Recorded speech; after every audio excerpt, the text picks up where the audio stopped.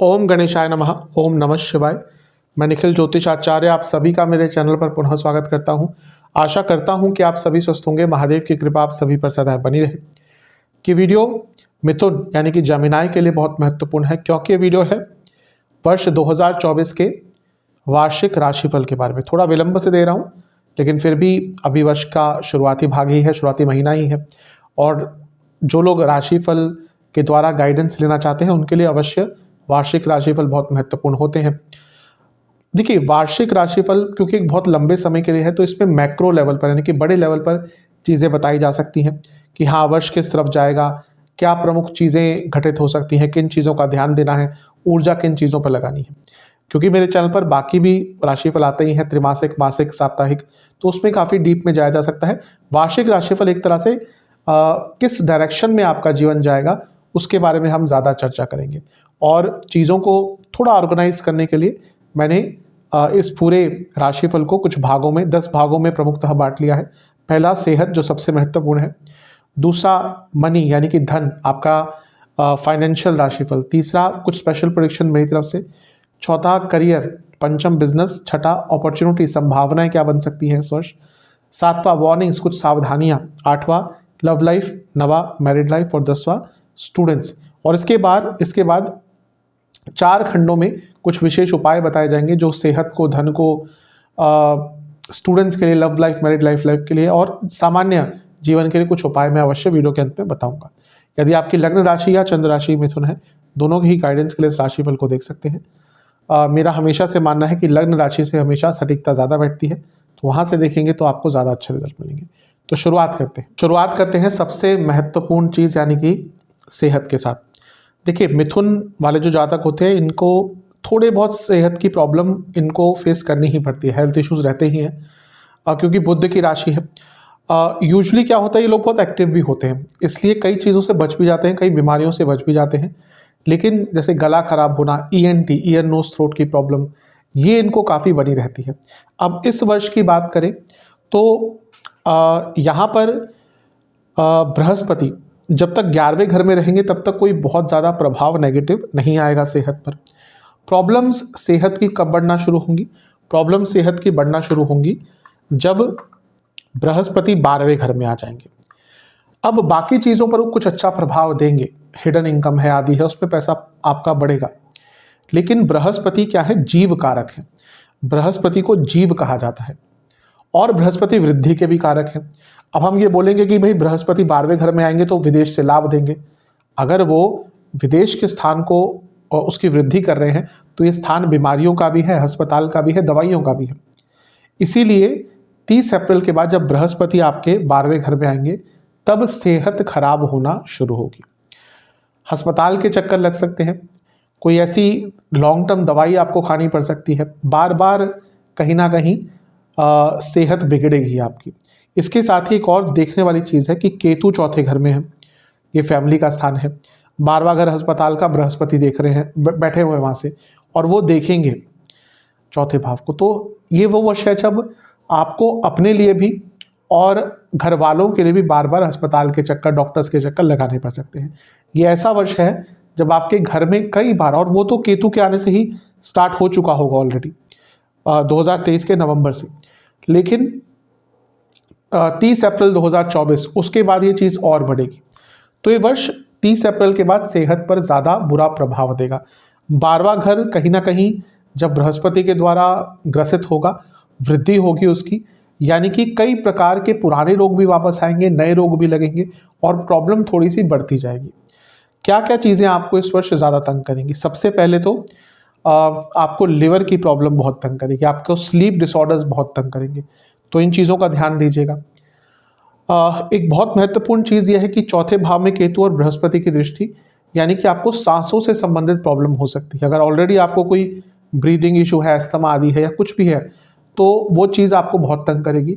और इस वर्ष आपको हृदय संबंधित रोग भी बहुत तंग कर सकते हैं। अगर ऑलरेडी आपको कोई वैसी बीमारी चल रही है, बहुत ध्यान दीजिएगा, क्योंकि हृदय संबंधित रोग तो आपको इस वर्ष बहुत तंग करेंगे।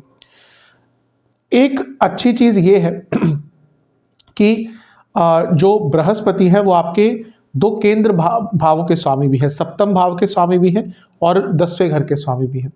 तो भले ही वो आपके लिए बाधक हैं, मारक हैं, 12वें घर में जा रहे हैं, लेकिन क्योंकि वो दो केंद्र के स्वामी भी हैं, आपको एक स्ट्रेंथ भी देंगे। यानी कि अगर आप अपने दिनचर्या में, अपने लाइफस्टाइल में बदलाव लाने का प्रयास करते हैं, दवाइयाँ ढंग से खाते हैं, डॉक्टर्स की सलाह मानते हैं, तो ये जो बृहस्पति है आपको बचा भी सकते हैं। लेकिन इसका विपरीत भी ट्रू हो सकता है। यानी कि अगर आपने डॉक्टर्स की सलाह मानना छोड़ दी, अगर आपने अपने हिसाब से दवाइयाँ खाना शुरू कर दी, तो एकदम बृहस्पति आपको बुरा प्रभाव देंगे। इसीलिए इस वर्ष में स्पेशली 30 अप्रैल के बाद से आपको अपनी सेहत का बहुत ज़्यादा ध्यान देना है। केतु चौथे घर में बैठकर कहीं ना कहीं आपको जैसे मैंने कहा सांसों की प्रॉब्लम भी देंगे, लंग्स यानी कि फेफड़ों से जुड़े कई प्रकार के रोग दे सकते हैं। अगर आप स्मोकिंग आदि करते हैं तो बहुत केयरफुल हो जाइएगा, क्योंकि इस वर्ष आपको उसके बुरे परिणाम दिखेंगे। कई जो स्मोकर्स होते हैं उनको लगता है कुछ नहीं होगा, कुछ नहीं होगा, और जब होता है फिर सोचते हैं क्यों करते थे। और अगर आप उसी स्टेज पे हैं तो मेरे हिसाब से अवॉइड कीजिएगा, क्योंकि ये वर्ष वही वर्ष होगा जहाँ पर उसका बुरा परिणाम आपको देखने को मिलेगा। इसके साथ ही आपको छोटी मोटी इंजरी के योग भी इस वर्ष बनेंगे, कम से कम 2 बार, यानी कि वर्ष के शुरुआती 3 महीनों में, उसके बाद जून के बाद यहाँ पर आपके थोड़ी छोटी मोटी इंजरी के योग हैं। लोअर बैक में आपके बहुत दर्द रहा करेगी। हाँ, दांतों की प्रॉब्लम, इस वर्ष आपको डेंटिस्ट के चक्कर भी लगाने पड़ सकते हैं। दांतों के संबंधित प्रॉब्लम आपको बहुत तंग करेगी और थोड़ा सीरियस भी हो सकता है। अब छोटी मोटी फिलिंग है, दांत साफ कराने वो अलग चीज़ है, लेकिन जब रूट कैनाल आदि हो जाता है या कुछ और हो जाता है, कोई रिप्लेसमेंट हो जाता है, तो वो फिर बड़ी चीज़ें हो जाती हैं। और इस वर्ष ऐसा ही दिख रहा है, कोई बड़ा आपका टीथ से संबंधित, दांतों से संबंधित इलाज आपको कराना पड़ सकता है। इसके साथ ही बीपी की प्रॉब्लम भी बहुत बढ़ती जाएगी, लेकिन जैसे जैसे वर्ष बढ़ेगा थोड़ी बीपी की प्रॉब्लम भी आपकी बढ़ेगी। और पुनः मेरे हिसाब से सबसे इंपॉर्टेंट चीज़ जिस पर ध्यान देना है वो है हार्ट का इशू। कुछ भी आपको हृदय संबंधित रोग है, फैमिली में हिस्ट्री है, तो बहुत केयरफुल आपको इस वर्ष में रहना पड़ेगा। शनिदेव क्योंकि अपनी 10वीं दृष्टि से छठे भाव को देखेंगे, तो कहीं ना कहीं आपको मेटाबॉलिक डिसऑर्डर्स और इंटेस्टाइन से जुड़ी प्रॉब्लम भी तंग कर सकती है। तो सेहत के हिसाब से थोड़ा सा साल बहुत अच्छा और विशेष तो नहीं कहूँगा, स्पेशली क्योंकि जीव कारक, देखिए बृहस्पति को जीव कारक इसलिए कहते हैं क्योंकि जिस भाव में वो गोचर कर रहे होते हैं, कहीं ना कहीं आपका जीवन उस भाव से संबंधित हो जाता है। इसीलिए इस वर्ष आपको अपनी सेहत का सबसे ज़्यादा ध्यान रखना पड़ेगा। थोड़ा मिला जुला सा वर्ष दिख रहा है सेहत के लिए। चलते हैं धन यानी कि फाइनेंसेस की तरफ। देखिए सबसे पहले तो 11वें घर को अगर हम देखें तो अप्रैल के अंत तक तो बृहस्पति वहाँ पर है और वृद्धि के कारक है और शनिदेव की दृष्टि है, यानी कि 11वां भाव बहुत एक्टिवेटेड है। तो धन प्राप्ति के लिए वर्ष के जो पहले 4 महीने हैं वो तो बहुत अच्छे हैं। और वैसे भी देखा जाए तो राहु भी अब आपके 10वें घर में है और पूरे वर्ष रहेंगे, और ये करियर का स्थान है और कर्म स्थान है।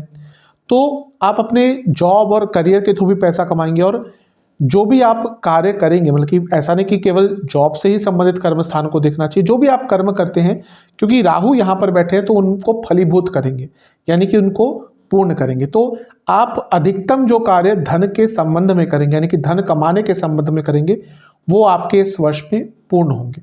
तो धन प्राप्ति के लिए तो वर्ष अच्छा दिख रहा है।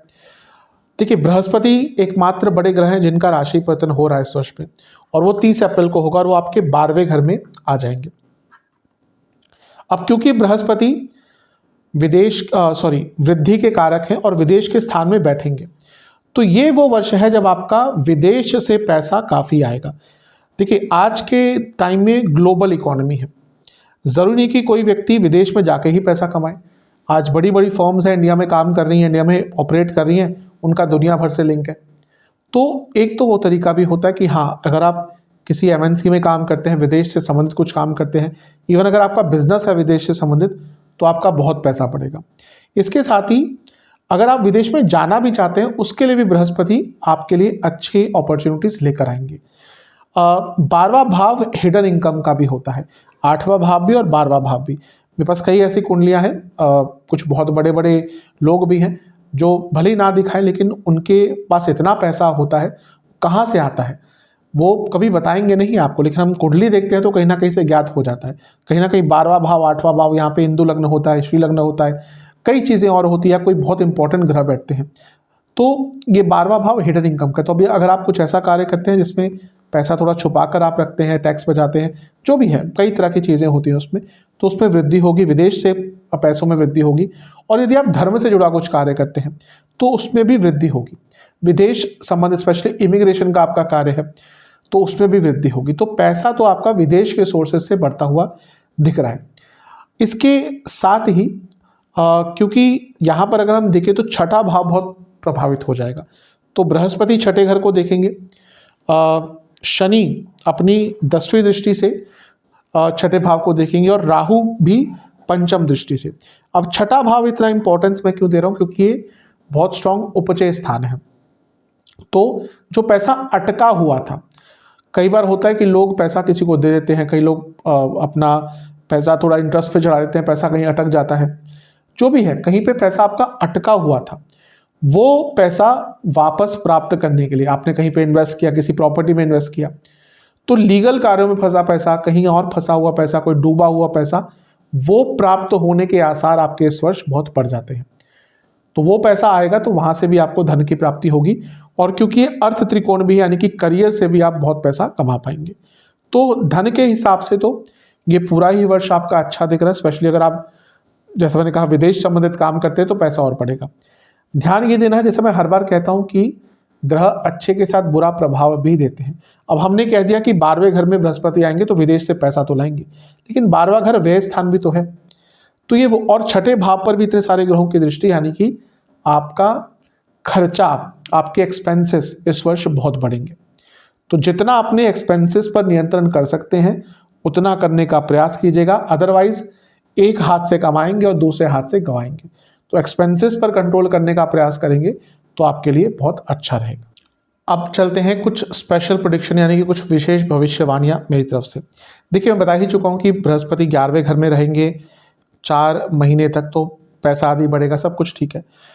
ग्रहों की ऊर्जा किस डायरेक्शन में आपको लेके जाएंगी, सबसे इंपॉर्टेंट चीज़ ये देखने की है कि बृहस्पति जैसे ही राशि परिवर्तन करेंगे तो ग्रहों की ऊर्जा में बदलाव आएगा, क्योंकि जो बड़े ग्रह हैं 4, यही कहीं ना कहीं आपके जीवन को सबसे ज़्यादा संचालित करते हैं।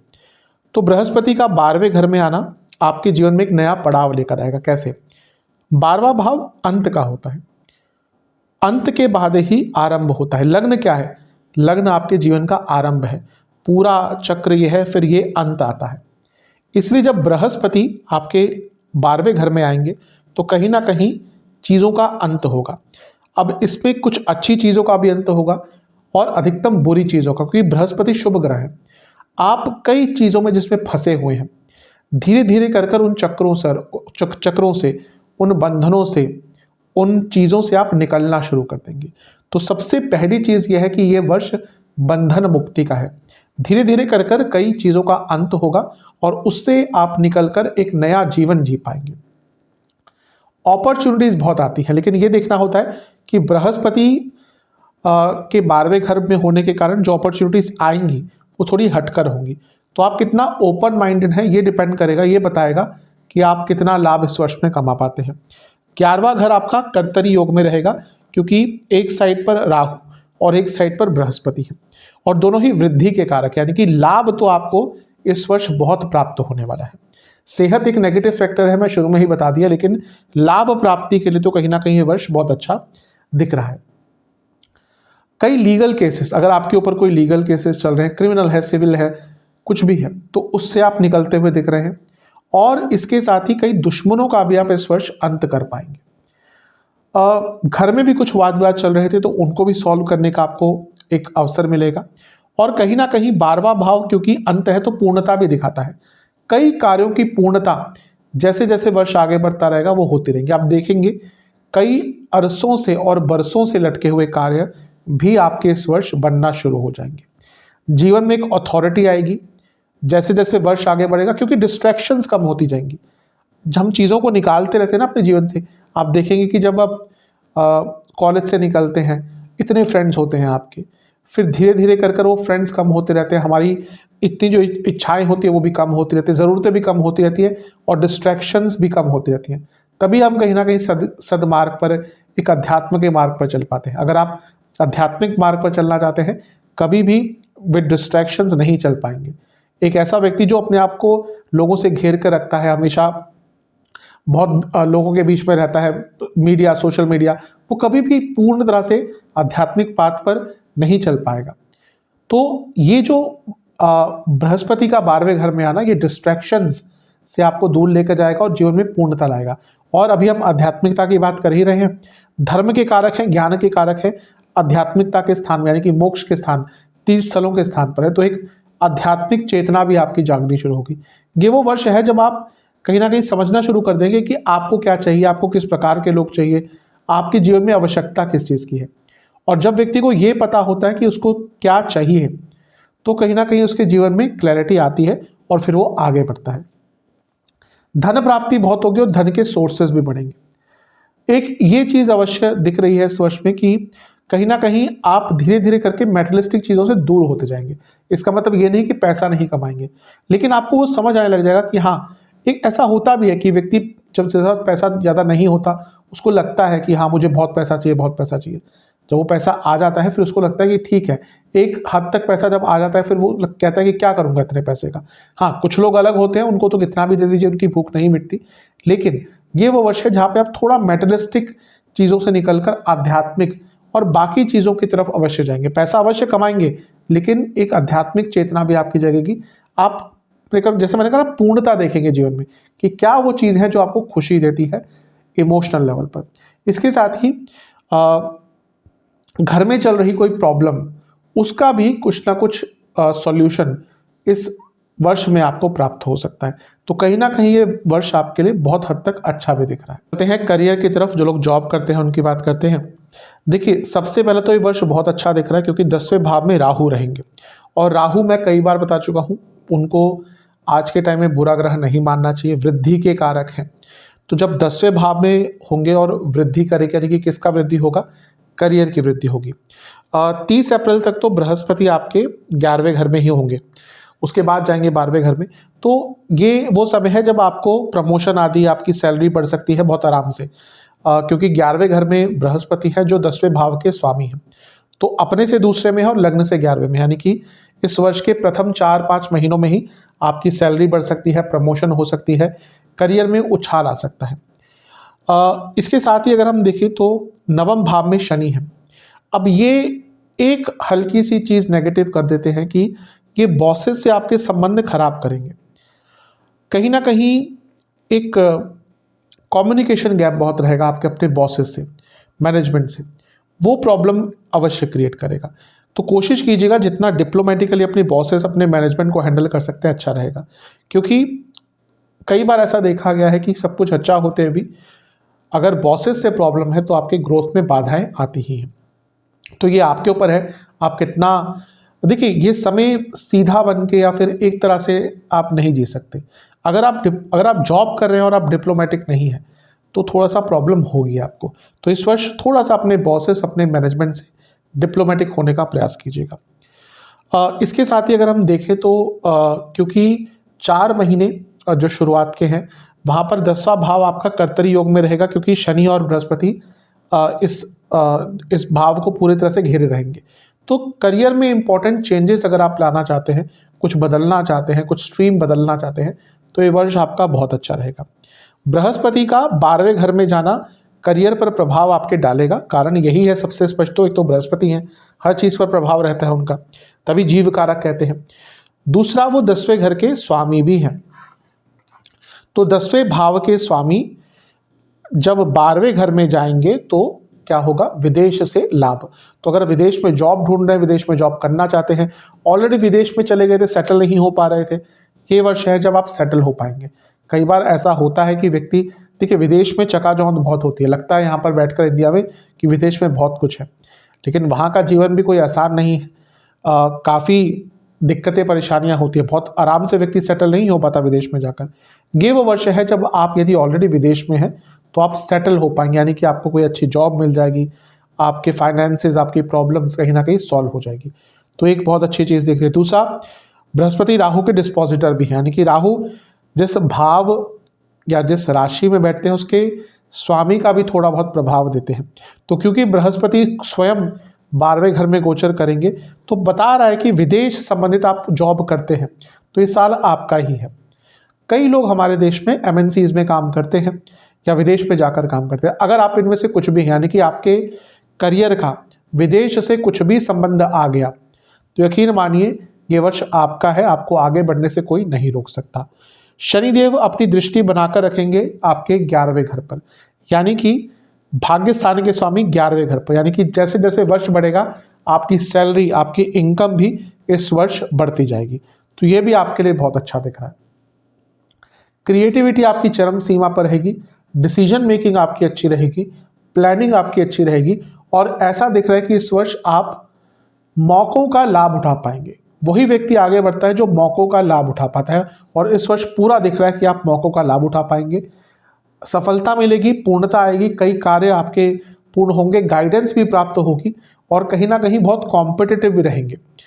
तो करियर के संबंध में तो आपका ये पूरा ही वर्ष अच्छा दिख रहा है। जो एक दो नेगेटिव चीज़ें मैंने स्पेशली बॉसेस आदि से कही है संबंध के बारे में, उस पर चर्चा कीजिएगा। एक बहुत बैलेंस्ड वे में आप अपने कार्य क्षेत्र में आगे बढ़ते हुए दिख रहे हैं।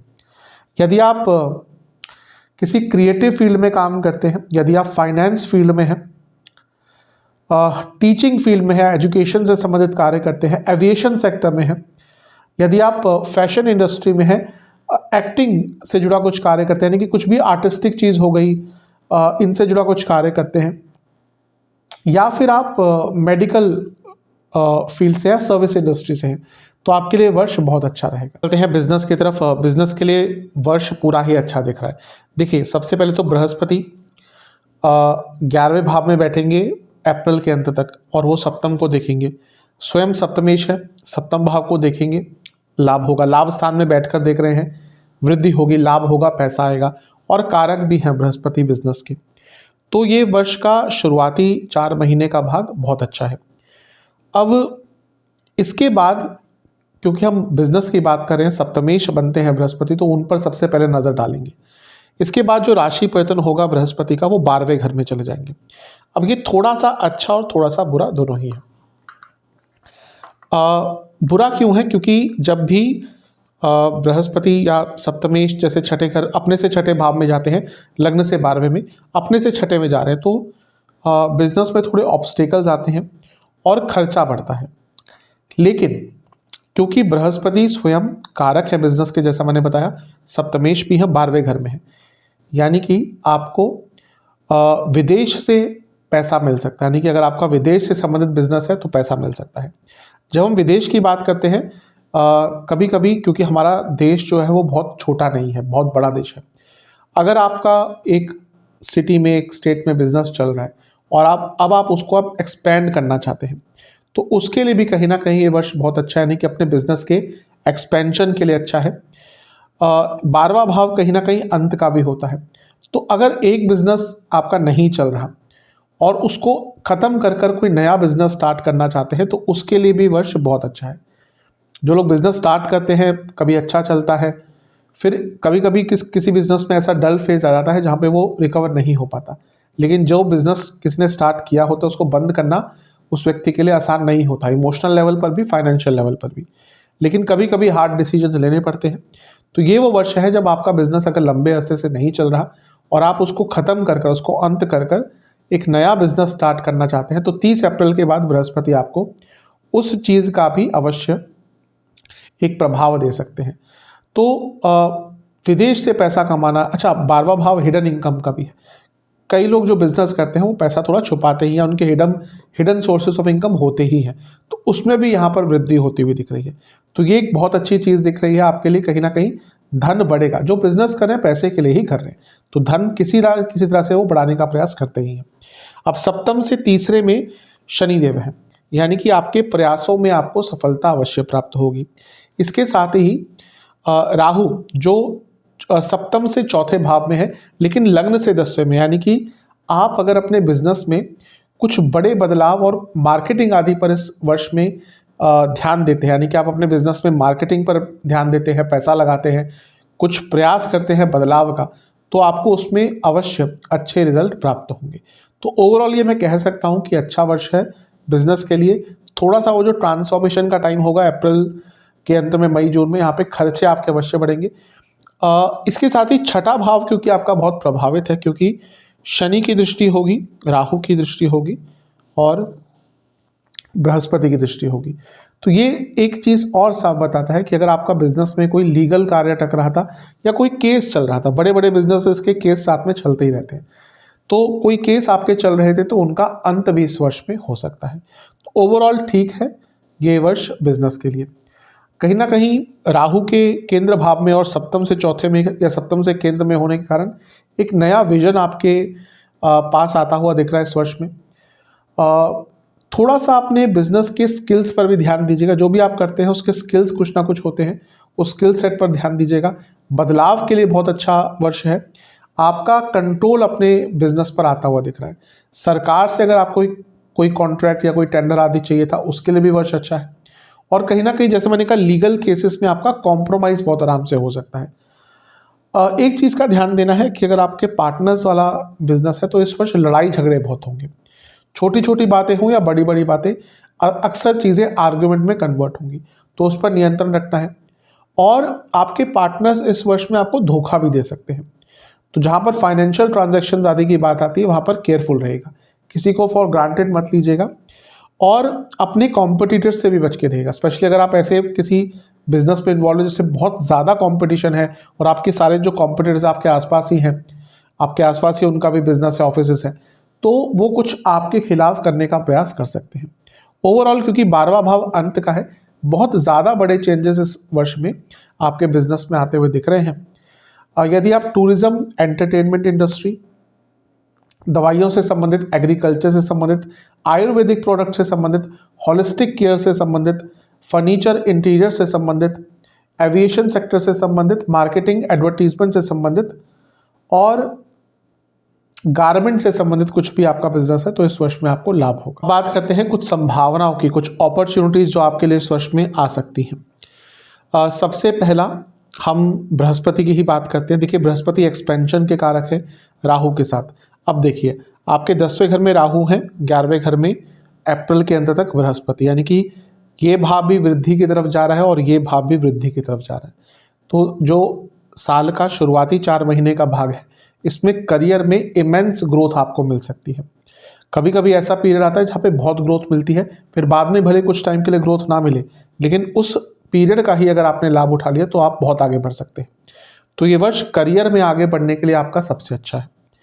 दूसरा सबसे इंपॉर्टेंट चीज़ क्या है कि भाग्येश शनिदेव आपके भाग्य स्थान में ही बैठकर धन योग बना रहे हैं, क्योंकि लक्ष्मी स्थान है, इसको लक्ष्मी योग कह सकते हैं। स्पेशली धन योग नहीं कहेंगे, लक्ष्मी योग कहेंगे। ये भाग्य योग भी है क्योंकि भाग्य स्थान के स्वामी भाग्येश भाग्य स्थान में ही है और ये अपने आप में एक राजयोग भी है। तो शनि देव द्वारा जब आपको राजयोग मिलेगा तब आपको और क्या चाहिए, तो भाग्य का साथ मिलेगा। और शनि देव अपने आप में न्याय प्रिय है, यानी कि जो आप डिजर्व करते हैं, जो आपके भाग्य में है, भाग्येश भाग्य स्थान में बैठकर आपको अवश्य वो देंगे। तो ये भी आपके लिए एक बहुत अच्छी चीज़ दिख रही है। एक और थोड़ा सा हम नज़र डालें तो केतु आपके चौथे भाव में है और ये मोक्ष त्रिकोण है।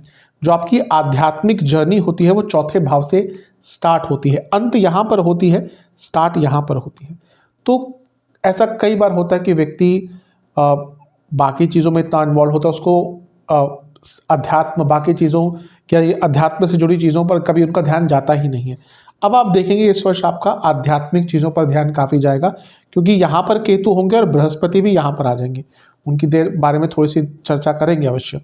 तो एक आध्यात्मिक अपनी जर्नी को आगे लेकर जाने के लिए भी वर्ष आपका बहुत अच्छा दिख रहा है। राहु 10वें घर में तो एक बहुत अच्छा स्थान उनका होता ही है। विदेश में जॉब ढूंढ रहे थे, मिल जाएगी। विदेश से संबंधित काम करना चाहते थे, आपको प्राप्त हो सकता है। ऑलरेडी विदेश में सेटल नहीं हो पा रहे थे, यानी कि जा चुके थे, सेटल नहीं हो पा रहे थे, बहुत आराम से हो पाएंगे। और राहु केतु आपके 10वें भाव पर और चौथे भाव पर प्रभाव डाल रहे हैं, यानी कि अगर आप अपने स्थान से कहीं दूर जाकर काम करना चाहते थे, जरूरी नहीं कि विदेश में ही, इंडिया में भी कभी कभी होता है कि व्यक्ति, फॉर एग्जांपल अगर आप आईटी इंडस्ट्री से हैं तो कई बार आप एक पर्टिकुलर सिटी से किसी दूसरी स्टेट में या सिटी में जाना चाहते हैं, क्योंकि आपको लगता है कि वहाँ पे ज़्यादा अच्छी अपॉर्चुनिटी होगी। फॉर एग्जांपल आईटी में जो लोग काम करते हैं, हैदराबाद में बहुत अपॉर्चुनिटीज़ होती हैं, बेंगलोर में, पुणे में, कई आईटी हब्स हैं और आने वाले टाइम में और भी डेवलप होंगे। तो अपने स्थान को स्पेशली कार्य क्षेत्र में के हिसाब से परिवर्तन करने के लिए ये वर्ष आपका बहुत अच्छा है। बृहस्पति के राशि परिवर्तन की बात करते हैं, क्योंकि बृहस्पति अंत के भाव में आ रहे हैं, यानी कि अंत के स्थान पर, एक ऐसा स्थान जो अंत दर्शाता है और कोई भी आरंभ बिना अंत के नहीं हो सकता। तो मैंने तभी कहा आपकी बृहस्पति पे चर्चा अवश्य करेंगे। देखिए, ग्रहों की ऊर्जा समझनी होती है कि इस वर्ष कहाँ लेकर जाएगी आपको। तो आपके 12वें भाव में बृहस्पति आ गए और चौथे भाव में केतु आ गए, यानी कि 2 मोक्ष त्रिकोण में ज्ञान के कारक, आध्यात्मिक चेतना, आध्यात्मिक ऊर्जा एक अलग ही डायरेक्शन में आपको लेके जाएगी। ऑलरेडी कहीं ना कहीं वो स्टार्ट हो चुका होगा। बृहस्पति जैसे ही 12वें घर में आएंगे, आपकी आध्यात्मिक यात्रा बहुत तेज गति से आगे बढ़ेगी। आपका मन भागेगा किसी तीर्थ स्थल के दर्शन के लिए। आप खुद देखेंगे, आप वीडियो अगर देख रहे हैं, आप शायद अगर दोबारा कभी देखेंगे मई, जून, जुलाई के बाद, आपके मन में बार बार एक ही ख्याल आएगा कि किसी धार्मिक स्थल पर जाऊं, वहां पर थोड़ा टाइम बिताऊं, क्योंकि ये बृहस्पति और केतु मिलकर आपकी आध्यात्मिक चेतना को जागृत करेंगे और दोनों एक दूसरे को म्यूचुअली देख भी रहे हैं। तो ये भी कहीं ना कहीं से स्पष्ट कर रहा है कि आपके जीवन में एक आध्यात्मिक जर्नी स्टार्ट होगी। और ये 12वां भाव अंत का है और ये कहीं ना कहीं मोक्ष के कारक है। तो जैसे मैंने शुरू में भी कहा था, डिस्ट्रैक्शंस दूर करना शुरू कर देंगे। कोई व्यक्ति आपको बहुत डिस्ट्रैक्ट करता है, आपका दोस्त, आप धीरे धीरे करके उनसे दूर हो जाएंगे। अपनी बुरी आदतों को छोड़ने के लिए, हाँ ये मैं बताना पहले भूल गया, अपनी एडिक्शंस को छोड़ने के लिए सबसे अच्छा वर्ष है। हम कई बार ऐसी चीज़ों में लिप्त हो जाते हैं जो एडिक्शन बन जाती है। फ़ोन पे आजकल हम लोग इतना टाइम बिताते हैं, पता ही नहीं चलता कि कब आधे घंटे का 4 घंटा हो गया। कई लोगों की ऐसी आदत होती है, या बहुत तरह की एडिक्शंस होती है। तो अपनी एडिक्शंस से निकलने के लिए सबसे अच्छा वर्ष है। ये ऐसा वर्ष है जब आप डिस्ट्रैक्शन, एडिक्शंस, इनसे निकल पाएंगे। और जो व्यक्ति इनसे निकल पाता है वही अपने एम तक, अपने ऑब्जेक्टिव तक पहुंच पाता है। तो ये भी आपके लिए एक बहुत अच्छी चीज़ है। और क्योंकि 12वां भाव है तो विदेश से लाभ तो मैं बता ही चुका हूँ, इस वर्ष में आपको बहुत प्राप्त होगा। एक और चीज़ देखनी होती है कि बृहस्पति और शनि का जो तालमेल है वो कैसा बैठ रहा है, क्योंकि देखिए ये कर्म के कारक और ये भाग्य के कारक, तो ये दोनों एक दूसरे से केंद्र भाव में है, यानी कि 4-10 में है। तो एक तो भाग्येश यहाँ पर है और बृहस्पति 12वें घर में है। जो भी अपने जीवन के मुश्किलों को अंत करने के लिए, अटके हुए कार्यों को अंत करने के लिए आप इस वर्ष में प्रयास करेंगे, उसमें से अधिकतम में आपको अच्छा रिजल्ट मिलेगा। तो कहीं ना कहीं ये वर्ष आपके लिए बहुत संभावनाएं लेकर आ रहा है। केतु चौथे घर में आपको इमोशनली भी स्ट्रांग बनाएंगे। मैं ये नहीं कह रहा कि बहुत ईजी रहेगा वो, क्योंकि ऑलरेडी बहुत आपको एक नेगेटिव इमोशनल जर्नी से गुजरना पड़ रहा होगा। इमोशनल अप्स एंड डाउन्स लेकर आपके जीवन में केतु आएंगे, ऑलरेडी आ चुके हैं। लेकिन आप देखेंगे वर्ष के अंत की तरफ कि जो भी इमोशनल डिस्टर्बेंसेस आपके जीवन में आई है वो आपको बहुत स्ट्रांग बना देगी, क्योंकि आपको पता चल जाएगा कि कौन अपना है और कौन पराया है। और जब व्यक्ति के सामने से ये मुखौटा हट जाता है, लोगों के चेहरे सामने स्पष्ट रूप से आ जाते हैं, उस व्यक्ति को फिर पता चलने लग जाता है कि हाँ मेरे को किस चीज़ पर काम करना है। और जिसका फोकस बढ़ता है वो कहीं ना कहीं अपने जीवन में आगे बढ़ता है। राहु क्योंकि सबसे स्ट्रांग केंद्र भाव में है और 10वां स्थान है, ये वो वर्ष है जो भले आप इस वर्ष वो प्राप्त ना कर पाए, लेकिन उस चीज़ की नींव रख सकते हैं। किस चीज़ की? अपने जीवन को एक अलग स्तर पर पहुंचाने की नींव आप इस वर्ष रख सकते हैं। और वो राहु के कारण ही होगा। और कैसे होगा? बदलाव से और नवीनीकरण से। राहु कहीं ना कहीं एक ऐसे ग्रह है जो नवीन है, यानी कि जैसा बदलाव आता है समय के साथ वैसे है। टेक्नोलॉजी में जो बदलाव आता है, मीडिया में, इंटरनेट में जो बदलाव आता है, वो राहु है। जो दिन पर प्रतिदिन चीज़ें मॉडिफाई होती हैं, बदलती हैं, वो राहु है। तो अगर आपने अपने आप को समय के साथ बदला तो इस वर्ष आप कुछ ना कुछ ऐसा अवश्य कर पाएंगे जो आगे आने वाले टाइम में आपको एक बहुत उच्च स्तर पर पहुंचा पाएगा। तो ओवरऑल इन सब संभावनाओं से, इन सब अपॉर्चुनिटीज़ का आपने यदि लाभ उठाया, थोड़ा काम किया, तो ये आपके जीवन को एक अलग ही स्तर पर, अलग ही मुकाम पर पहुंचा सकती है। कुछ सावधानियों की, सबसे पहला तो चौथे भाव के केतु फैमिली लाइफ को डिस्टर्ब कर सकते हैं। तो अपनी फैमिली लाइफ पर काफ़ी ध्यान दीजिएगा।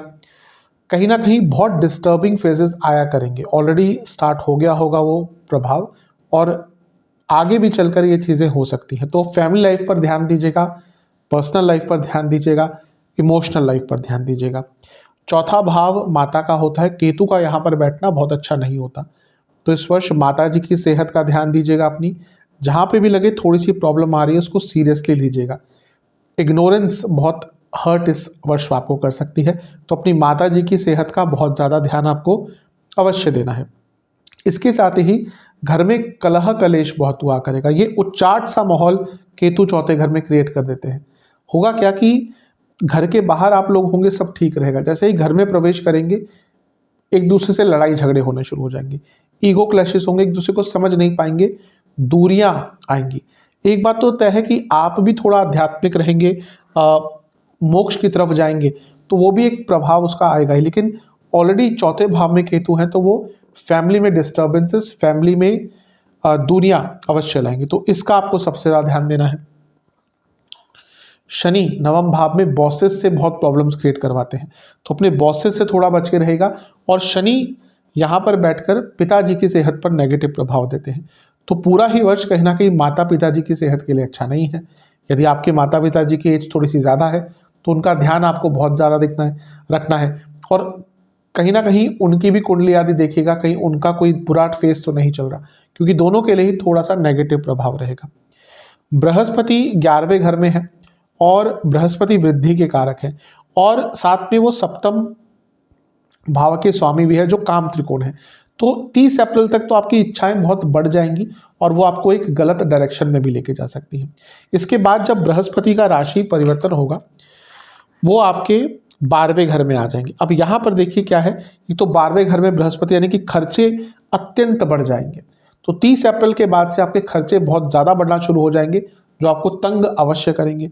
इसके साथ ही बृहस्पति छठे घर को देख रहे हैं, शनि छठे घर को देख रहे हैं, राहु छठे घर को देख रहे हैं, तो व्यर्थ की चिंताएं तो इस वर्ष बहुत रहेंगी। और कहीं ना कहीं ये भी बता रहा है कि आपके नुकसान भी थोड़े हो सकते हैं और खर्चे आपके बहुत बढ़ेंगे और सेहत पर भी खर्चा होगा। और कई बार अचानक से इस वर्ष आपकी सेहत बिगड़ेगी, तो जितना हो सके अपनी सेहत पर, अपने खर्चों पर कंट्रोल करेंगे उतना आपके लिए अच्छा है। कभी कभी एक ऐसा फेज आएगा इस वर्ष में जब आप सब कुछ छोड़कर भागना चाहेंगे। जैसे मैंने कहा ना, ये देखिए 12वें घर में बृहस्पति जो धर्म ज्ञान इसके कारक हैं, केतु भी ज्ञान और कहीं ना कहीं मोक्ष के कारक हैं। केतु सूक्ष्म है, ये बृहत है, लेकिन दोनों एक दूसरे को देख रहे हैं। तो मैंने कहा कई लोगों के आपको असली चेहरे पता चलेंगे, इसलिए आपका विश्वास कई लोगों पे से उठ जाएगा। अपने भी हो सकते हैं, उसमें दोस्त भी हो सकते हैं, घर के लोग भी हो सकते हैं, और इसके कारण आप मेटेरियलिस्टिक चीज़ों से दूर भागेंगे। और कई लोगों के इस वर्ष संन्यास का भाव जागेगा उनके मन में। तो मैं यही कहूँगा कि देखिए, अगर आप उस स्टेज पे हैं जहाँ पे अभी आपको बहुत कुछ करना है, तो उस भाव से थोड़ा दूर रहने का प्रयास कीजिएगा, क्योंकि इतना स्ट्रांग भाव होगा वो इस वर्ष, स्पेशली अप्रैल के बाद से, कि आपका एकदम मन करेगा कि सब कुछ छोड़कर कहीं भाग जाए। तो उस चीज़ पर आपको थोड़ा नियंत्रण धरना है। तो इन सब चीज़ों पर काम करेंगे तो आपके लिए अच्छा रहेगा। चलते हैं लव एंड रिलेशनशिप की तरफ। लव एंड रिलेशनशिप के लिए ये जो वर्ष है थोड़ा ठीक ही दिख रहा है, कोई ज़्यादा बड़ी प्रॉब्लम नहीं दिख रही। अच्छी चीज़ ये है कि बृहस्पति 30 अप्रैल तक आपके पंचम भाव को देखेंगे, तो ये अच्छा है। बृहस्पति अपने आप में शुभ है, और बृहस्पति सप्तमेश यानी कि विवाह के स्थान के स्वामी हैं। और यहाँ पर देखिए 11वें घर में बैठकर पंचम और सप्तम भाव दोनों को देखेंगे, उनकी नवी दृष्टि सप्तम पर भी रहेगी। तो वह लोग जो रिलेशनशिप में और उसको विवाह की तरफ लेकर जाना चाहते थे, उनके लिए वर्ष कहीं ना कहीं अच्छा रहेगा। तो ओवरऑल जो लोग रिलेशनशिप में है, बहुत अच्छा साल है, चीज़ें आगे बढ़ेंगी। एकमात्र थोड़ी सी नेगेटिव चीज़ है कि पंचम से पंचम में केतु है, तो ये कई बार डिफरेंस ऑफ ओपिनियन क्रिएट करेगा। और कोई ऐसे मोमेंट्स भी आएंगे रिलेशनशिप में जब आप एकदम अपने लाइफ पार्टनर से अपने पार्टनर से डिटैच्ड फील करेंगे।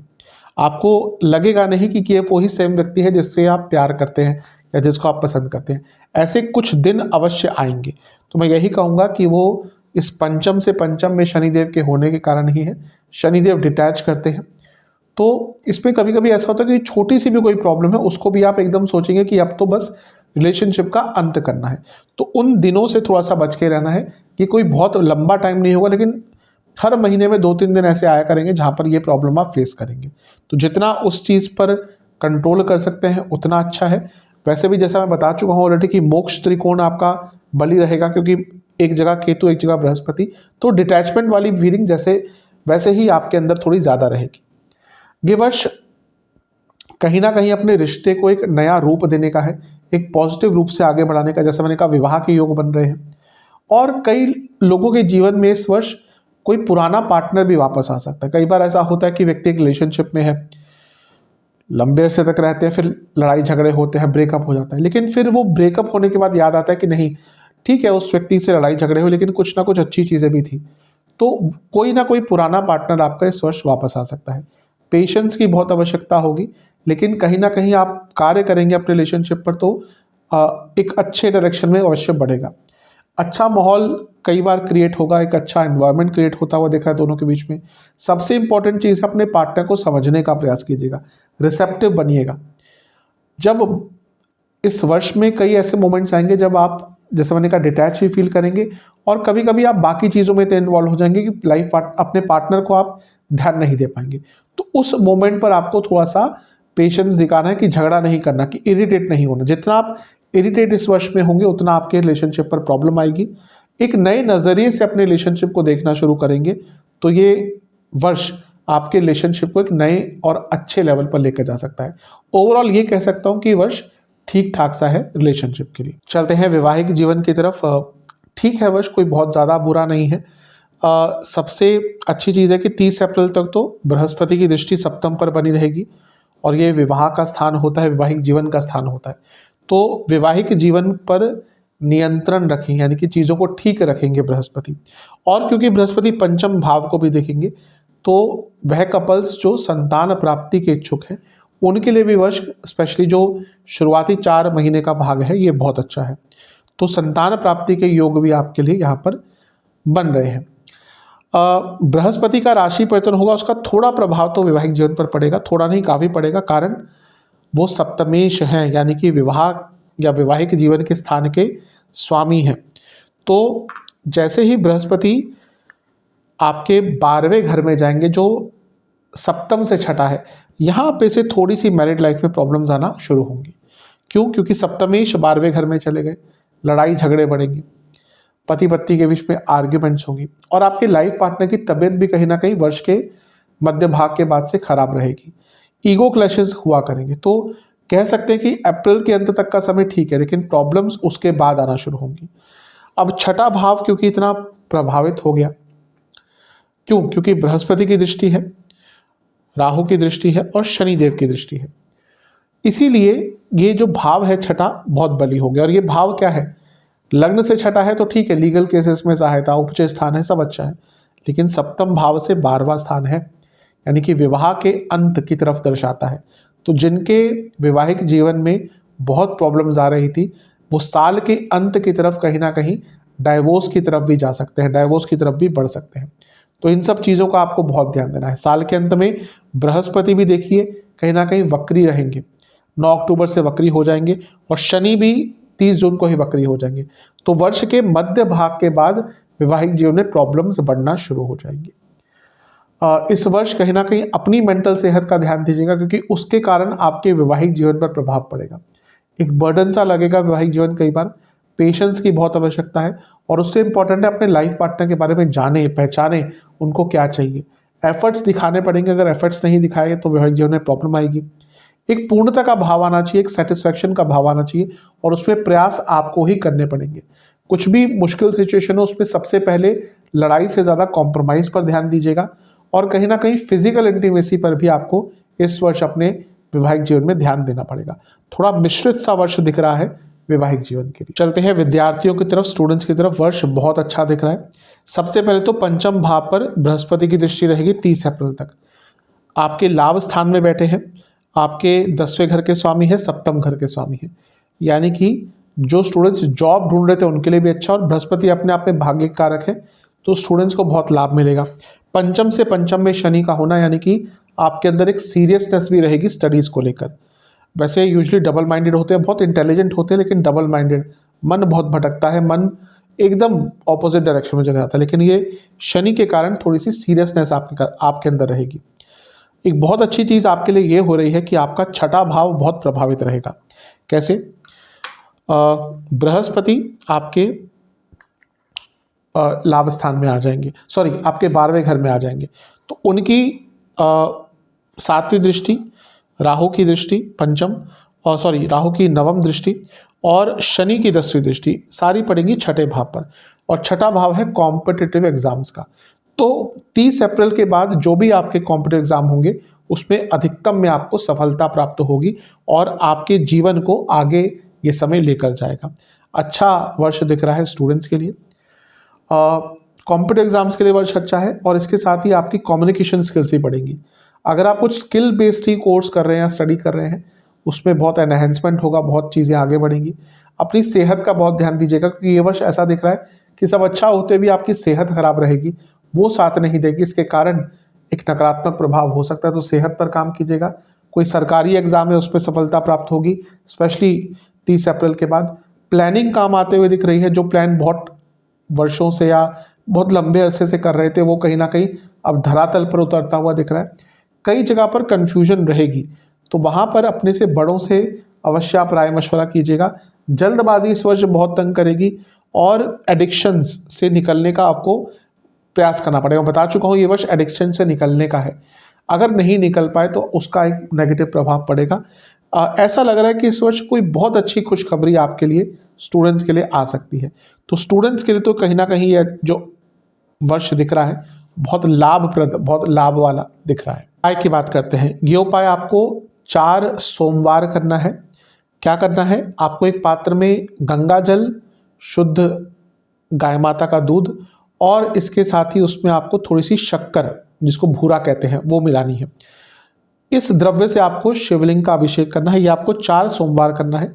अभिषेक करने के बाद 11 बेलपत्र अर्पण करने हैं और चंदन का तिलक शिवलिंग पर लगाना है, और उसके साथ ही आपको ओम रुद्राय नमः मंत्र का 108 बार जाप करना है। ये उपाय आप कर लेंगे, सेहत में जो विकार है वो कम अवश्य होंगे। अब बात करते हैं धन की, यानी कि फाइनेंसेस की, करियर, बिजनेस, सब कहीं ना कहीं धन से संबंधित होते हैं। तो क्या करना है आपको, 2 अमावस्या को इस उपाय को करना है। आपको 2 अमावस्या लक्ष्मी जी का ध्यान करते हुए 8 घी के दिए उनको अर्पण करने हैं। मंदिर जाकर कर सकते हैं, सबसे अच्छा है, अन्यथा अपने घर में भी इसको कर सकते हैं।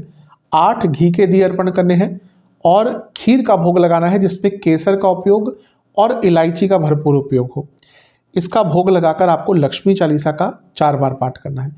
ये उपाय 2 अमावस्या को कर लेंगे, आपके लिए वर्ष कहीं ना कहीं धन के मामले में और फलता और फूलता रहेगा। बात करते हैं कि लव लाइफ और मैरिड लाइफ को कैसे बेटर किया जाए। बहुत सरल उपाय करना है। 2 शुक्रवार आपको शिव मंदिर जाना है और पूरे शिव परिवार की पूजा करनी है। उसके बाद माता पार्वती माता को थोड़ा सा इत्र अर्पण करना है, और साथ ही में चंदन का जो पाउडर होता है वो भी उनके ऊपर अर्पण करना है। फिर वहाँ बैठकर आपको दुर्गा चालीसा या गौरी चालीसा का 4 बार पाठ करना है। ये उपाय आप या तो 2 शुक्रवार या 4 शुक्रवार अगर करेंगे पूरे मन से, तो आपके लिए बहुत अच्छा प्रभाव आपके रिलेशनशिप और मैरिड लाइफ में अवश्य आएगा। स्टूडेंट्स की बात करते हैं। ये उपाय आपको 2 बुधवार करना है। गणेश जी के सामने बैठकर आपको ओम एकदंताय नमः और ओम लंबोदराय नमः, इन दोनों मंत्रों का 108 बार जाप करना है। और गणपति जी को आपको किसी भी सफ़ेद रंग की मिठाई का भोग लगाना है। ये उपाय आप 2 बुधवार कर लेंगे, आपके लिए यानी कि स्टूडेंट्स के लिए अच्छा प्रभाव अवश्य दिखेगा। अंत में एक जनरल उपाय, एक सामान्य उपाय जो मिथुन वाले जातक अगर करते हैं तो उनको बहुत लाभ होगा। क्या उपाय करना है, आपको कम से कम 4 बुधवार किसी भी गणेश मंदिर में जाकर गणेश चालीसा की पुस्तकों का वितरण करना है, दान में देके आनी है। कितनी करनी है ये आपके ऊपर है, ये आपकी क्षमता, आपकी इच्छा के ऊपर है। 4 बुधवार इस उपाय को अवश्य कीजिएगा। इसके साथ ही 4 बुधवार ही आपको गौशाला में भी चारे का दान करना है। ये उपाय आप कर लेंगे, आपके लिए ये वर्ष काफ़ी अच्छा जाएगा। आशा करता हूँ कि ये जो वार्षिक राशिफल बनाने का मेरा प्रयास है ये आपको पसंद आएगा। चैनल पर नए हैं सब्सक्राइब कर लीजिए, वीडियो को लाइक कर लीजिए। मिलता हूँ अगली वीडियो में, तब तक के लिए ओम नमः शिवाय।